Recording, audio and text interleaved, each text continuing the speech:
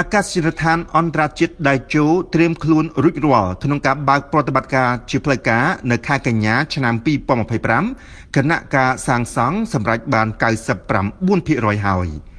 រហូតមកដល់ដើមខែមិថុនាឆ្នាំ2025នេះគម្រោងសាងសង់អាកាសយានដ្ឋានអន្តរជាតិដៃជោបានសម្រេចចិត្តទាំងស្រុងហើយនឹងត្រៀមខ្លួនក្នុងការបើកប្រតិបត្តិការនៅអំឡុងខែកញ្ញាឆ្នាំ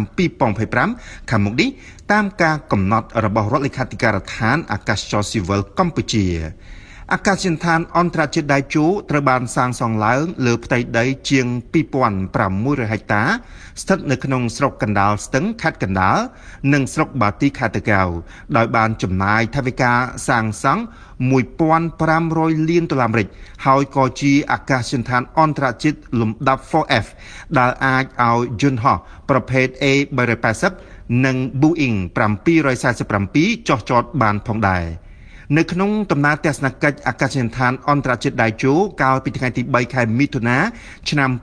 2025អាដាម Dominic Williams ឯកអគ្គរដ្ឋទូតចក្រភពអង់គ្លេសប្រចាំនៅកម្ពុជាបានលើកឡើងថាតាមរយៈអាកាសយានដ្ឋានអន្តរជាតិដៃជោនឹងនាំភ្ញៀវអន្តរជាតិពីទីជិតទីឆ្ងាយមកកម្ពុជាកាន់តែច្រើនហើយពួកគេនឹងមើលឃើញថាកម្ពុជាគឺជាប្រទេសទំនើបជាមួយធម្មពលដែលមានចក្ខុវិស័យនិងមានមហិច្ឆតាទៅថ្ងៃអនាគតអ្នកអង្គការឆាវ៉ាន់នាយកគ្រប់គ្រងនៃក្រុមហ៊ុន Cambodia Airport Investment ICO ហៅកាត់ថា CAIC បានមានប្រសាសន៍ថាគិតមកដល់ពេលនេះអាកាសយានដ្ឋានអន្តរជាតិដៃជោសម្រាប់ការសាងសង់ប្រមាណជាង 99% ដោយគ្រោងបើកឲ្យដំណើរការគឺនៅថ្ងៃទី9ខែកញ្ញានិងសម្ពោធដាក់ឲ្យប្រើប្រាស់ជាផ្លូវការ